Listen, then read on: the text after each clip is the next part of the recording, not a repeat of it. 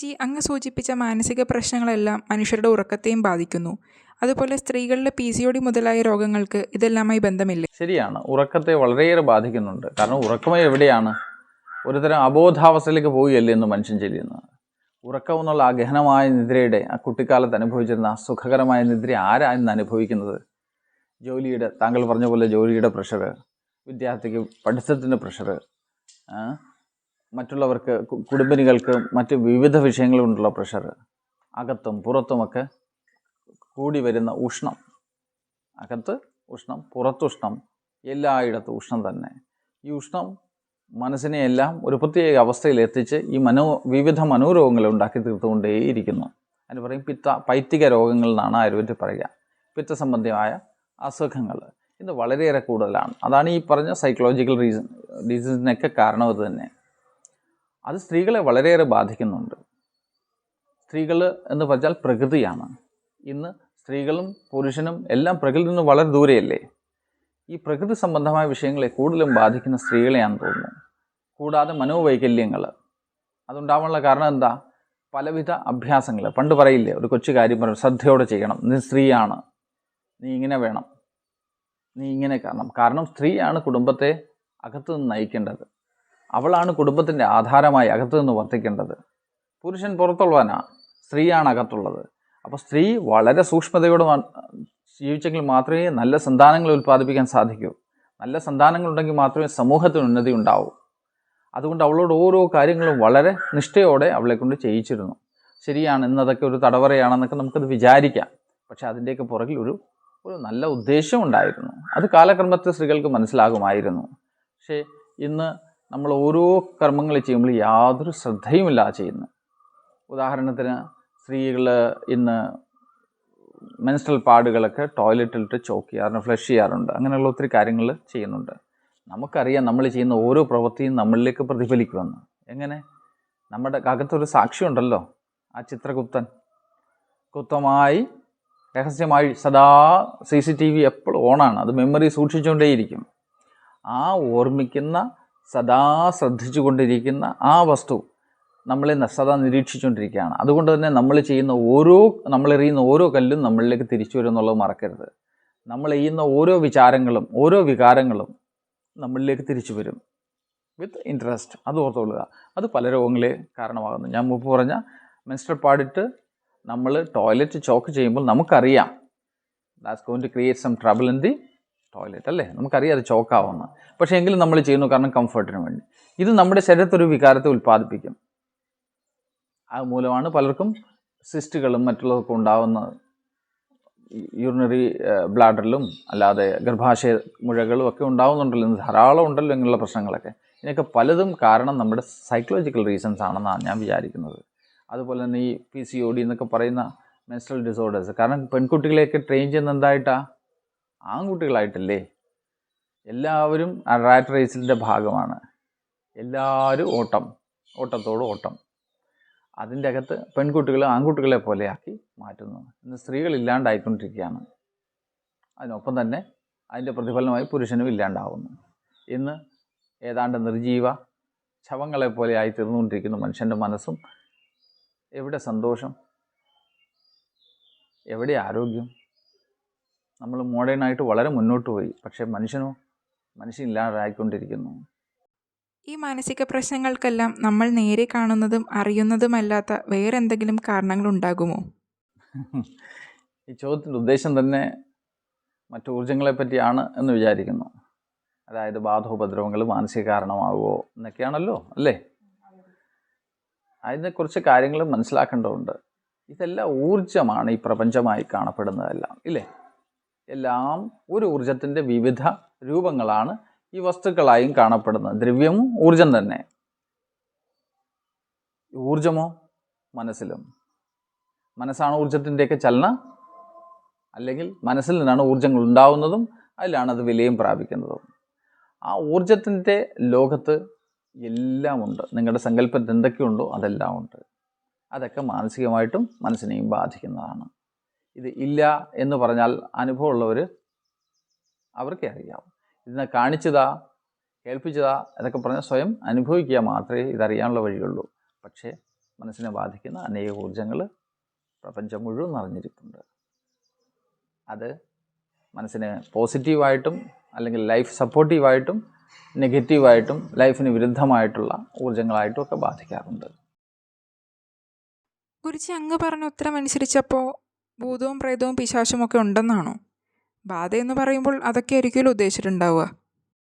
അതെ, ബാധ എന്ന് സാധാരണഗതിയിൽ പറയുന്നത് പ്രേതം ബാധിച്ചു, ഭൂതം ബാധിച്ചു, അല്ലേ? ആരെ ബാധിച്ചു? വ്യക്തിയെ ബാധിച്ചു. വ്യക്തി എന്ന് വെച്ചാൽ മനസ്സിനെ ബാധിച്ചു. അപ്പോൾ മനസ്സിൽ ബാധ ഉണ്ടാവുമോ? അതോ ഇനി അങ്ങനെ പുറത്തുനിന്ന് എന്തെങ്കിലും വന്ന് ബാധിക്കുമോ? ഇല്ലേ. നമ്മൾ അറിയപ്പെടുന്ന ഈ തലം മാത്രമേ ഉള്ളൂ ജീവിതത്തിന്. ഊർജം തന്നെ നമ്മളെ, മറ്റൊരാളുടെ വികാരങ്ങൾ നമ്മളെ ബാധിക്കാറില്ലേ? മറ്റൊരാളുടെ സ്റ്റേറ്റ് ഓഫ് മൈൻഡ് നമ്മുടെ മനസ്സിനെ ബാധിക്കാറില്ലേ? അതുപോലെ ഈ പ്രകൃതിയിലുള്ള അനേക ഊർജങ്ങൾ നമ്മളെ ബാധിക്കുന്നില്ലേ? ഇനി ഭൂതം പ്രേതം പിശാചെന്നൊക്കെ കേൾക്കുമ്പോണ്ട് കൊമ്പും വെച്ച് പല്ലൊക്കെ ഇങ്ങനെ നീട്ടി വളർത്തി നാവൊക്കെ നീട്ടി, അല്ലേ, ചോരയൊലിപ്പിച്ച് നിൽക്കുന്ന ഭയാനക രൂപം, അങ്ങനെയുള്ള സാധനമൊന്നുമില്ല. അത് അതിൻ്റെ ഭാവത്തെ വർണ്ണിക്കാനുള്ള പിക്ചറൈസേഷനാണ്. പക്ഷെ അതിൻ്റെ ഊർജ്ജസ്വരൂപം അങ്ങനെയായിരിക്കും. ഭൂതം പിശാച് ഒക്കെ പറഞ്ഞാൽ അതിൻ്റെ ഇൻറ്റൻസിറ്റി അനുസരിച്ചാണ് ആ പേരുകളൊക്കെ വന്നിരിക്കുന്നത്. ആ ഊർജ്ജങ്ങളുടെ ഇൻറ്റൻസിറ്റി അനുസരിച്ച് അതൊക്കെ മനസ്സിനെ ബാധിക്കുന്നത് മനുഷ്യരെ കണ്ടാൽ അറിയാമല്ലോ. പിന്നെ ഇതെല്ലാം സൈക്കോളജിക്കൽ അല്ലേ? അതെ, മാനസികമായതൊക്കെ. പക്ഷേ ഈ മനസ്സ് എന്ന് പറഞ്ഞാൽ വ്യക്തിയിൽ മാത്രം ഒതുങ്ങി നിൽക്കുന്നതാണോ? ഒരു വിശ്വ മനസ്സ് എന്നൊരു സംഭവമില്ലേ? അതോ എനിക്ക് മാത്രമേ ഉള്ളൂ മനസ്സ്, നിനക്ക് വേറെ മനസ്സ്, അങ്ങനെയാണോ? ഒരു തുള്ളി വെള്ളം വിചാരിക്കുക, സമുദ്രത്തിൽ കിടക്കുന്ന തുള്ളി, ആ തുള്ളി വേറെ ഈ തുള്ളി വേറെ, അങ്ങനെ വിചാരിക്കാൻ പറ്റുമോ? പക്ഷെ നമ്മളിപ്പോൾ അങ്ങനെയാണ് കാണപ്പെടുന്നത്. നീ വേറെ തുള്ളി, ഞാൻ വേറെ തുള്ളി. ഇത് നമ്മൾക്ക് കാണാൻ പറ്റും, നമ്മളെല്ലാം ഒന്നാണെന്നും ഒരു സമുദ്രത്തിൻ്റെ ഭാഗമാണ് നമ്മളെല്ലാം എന്നും നമുക്ക് കാണാൻ പറ്റാത്തതുകൊണ്ടല്ലേ. ആ കാഴ്ചപ്പാട് തന്നെ എൻലൈറ്റൻമെൻറ്റ് അല്ലേ, ആത്മജ്ഞാനം നേടുക എന്ന് പറയുന്നത്. ഞാൻ സമുദ്രമാണ്, സമുദ്രത്തിൽ മറ്റനേകം തുള്ളികൾ, ആ തുള്ളികളെല്ലാം ഞാൻ തന്നെ. ഞാൻ തുള്ളിയായിട്ട് വേറിട്ട് നിൽക്കുമ്പോൾ ഈ ബാധകളും പ്രശ്നങ്ങളും ഒക്കെ ഉണ്ട്. കാരണം ഈ ഉപദ്രവങ്ങളൊക്കെ എന്നെ ബാധിക്കും. എന്നാൽ ഞാൻ ഇതിൻ്റെ ഭാഗമായാലോ ബാധയും ഞാൻ തന്നെയാവും, സർവ്വതും ഞാൻ തന്നെയാവും. അവിടെ ബാധ ഉപദ്രവങ്ങളൊന്നുമില്ല. അവിടെ നമുക്ക് ബാധയെ ഒഴിപ്പിക്കാൻ പറ്റും. അതിനുള്ള ശക്തി ഉണ്ടായി വരും. അത് മനസ്സിൽ തന്നെയാണ്. വിചാരവികാരങ്ങൾ മനസ്സ് ഉരുത്തിരിയുന്നത് തന്നെ. അതിനും കാരണം ഈ മുമ്പ് ചോദിച്ച പോലെ മാനസിക രോഗങ്ങളും കാരണം ഇത്തരം ഉപദ്രവങ്ങളുണ്ട്. അതിന് ചികിത്സാ വിഭാഗം ഉണ്ട് ആയുർവേദത്തിൽ. അതിൻ്റെ പേരാണ് ദൈവ വ്യപാശ്രയ ചികിത്സ അഥവാ കാർമിക് ട്രീറ്റ്മെൻറ്റ്സ്. നമ്മൾ മുൻജന്മമോ മുൻകാലമോ ചെയ്തിരിക്കുന്ന വിവിധങ്ങളായ പ്രവൃത്തികൾ, കർമ്മങ്ങൾ മൂലം നമുക്കുണ്ടാവും രോഗാവസ്ഥകളുണ്ടാവും. പൂർവജന്മകൃതം പാപം വ്യാധിരൂപേണ ജായതേ എന്ന് പറയുന്നുണ്ട് ആയുർവേദത്തിൽ. മുമ്പ് ചെയ്ത കർമ്മങ്ങൾ രോഗങ്ങളായി മാറാം. അതിൽ നിന്ന് നമുക്ക് രക്ഷപ്പെടണമെങ്കിൽ ഈ സാമാന്യ യുക്തിയോപാസനം കൊണ്ടും സാധ്യമല്ല. രോഗം, അതിൻ്റെ ലക്ഷണം, അതിന് ചികിത്സ, അതിനുള്ള ഔഷധം ഉപയോഗിച്ച് ചികിത്സ തുടങ്ങിയ മാർഗം കൊണ്ടൊന്നും അത് മാറില്ല. Deep rooted in the mind. സത്വാജയം കുറച്ചൊക്കെ പ്രയോജനപ്പെടുമെങ്കിലും ദൈവോപാസന അത്യാവശ്യമാണ്. സത്വാജയം എന്ന് വെച്ചാൽ മനസ്സിനെ ശുദ്ധീകരിക്കുന്ന, മനസ്സിനെ ബലപ്പെടുത്തുന്ന കർമ്മങ്ങളൊക്കെ ഉണ്ടല്ലോ. കുറച്ച് പ്രാണായാമം കൊണ്ടോ ധ്യാനം, പൂജ, ധ്യാനവിധികളൊക്കെ കൊണ്ടൊക്കെ നമുക്ക് കുറേയൊക്കെ സാധിക്കും. പക്ഷേ വളരെ ഗഹനമായിട്ടുള്ളത് മനസ്സിൻ്റെ ഡീപ്പ് റൂട്ടിൽ നിന്ന് എടുത്തു മാറ്റണമെങ്കിൽ ദൈവോപാശ്രയ ഭാഗം തന്നെ ആവശ്യമാണ്. ചികിത്സയുണ്ട്. രോഗമുണ്ടെങ്കിൽ ചികിത്സയുണ്ട്. ബാധയുണ്ടെങ്കിൽ ശാന്തിയുമുണ്ട്. മനസ്സിലായോ? പക്ഷെ നമ്മളിന്ന് ധരിക്കുന്ന രീതിയിലല്ല എല്ലാം ഉണ്ട്. നീയുണ്ടോ സർവ്വതുമുണ്ട്. സത്യത്തിൽ നീ ആർന്നാലോ ഒന്നുമില്ലാണ്ടാവും. ഈ സത്യബോധത്തിൽ ഉണർന്നാൽ ഇതൊക്കെ വെറും സങ്കല്പങ്ങളുമായി മാറും. അതുകൊണ്ട് ഇതിൻ്റെയൊക്കെ അപ്പുറം കിടക്കാനാണ് സത്യത്തെ അറിയാൻ ബുദ്ധിയുള്ളവർ യത്നിക്കുന്നത്. ആ സത്യത്തെ അറിയൂ, ഒന്നുമില്ല. യാഥാർത്ഥ്യത്തിൽ ഇറങ്ങി വരും, എല്ലാം ഉണ്ട്.